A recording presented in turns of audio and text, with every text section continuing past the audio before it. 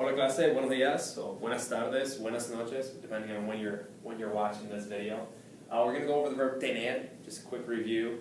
Tener, remember, means to have, and two things we need to know about tener right off the bat is it's a go verb and it is a mini boot. Remember, the go verb, part of it refers to the first person conjugation, goes to tengo, you add in the go there, and the mini boot refers to, mini boot here, the second person, and third person plural. Tenemos is your normal ER verb endings. Remember, we have tú here, él, ella, y usted.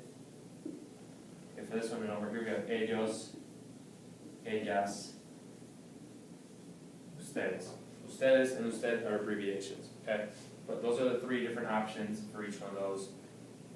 Now, ways we can use it in a sentence, just some examples. Tengo dos libros, okay? I have 2 books. Tú tienes una caja. Now, these are in parentheses, remember, because they're optional subjects.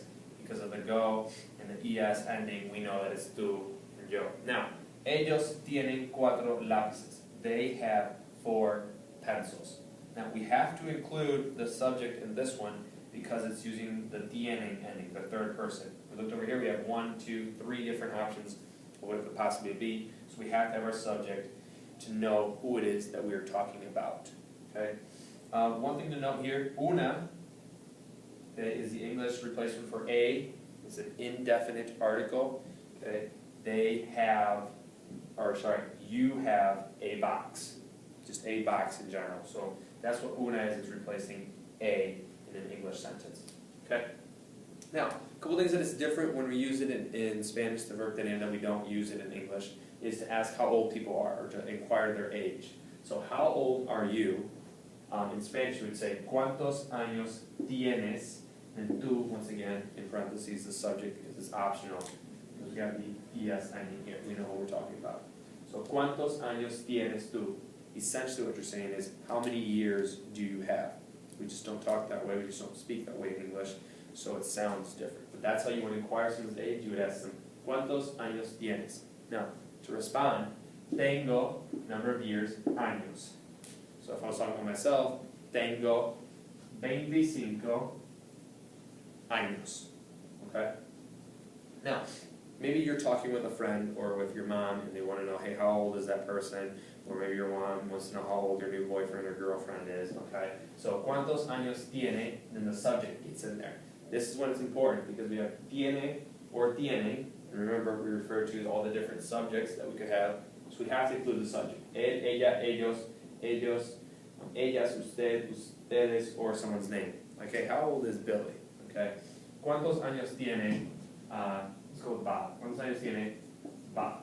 All right, we got to know how old Bob is. So the subject, Bob, tiene, and we're going to make him, 12. 12 años. So we put a subject in. The correct verb here, tiene or tienen. Okay, in this case, it's going to be tiene. Number of years, 12 años. All right. Now, when we're just, I think sometimes translating or seeing things written, a couple things to note. Tenemos is going to replace are, we are, or is in this sentence. So, we are 15 years old. When I ask how a whole group is, it's just a sentence. Hey, we're just going to translate that.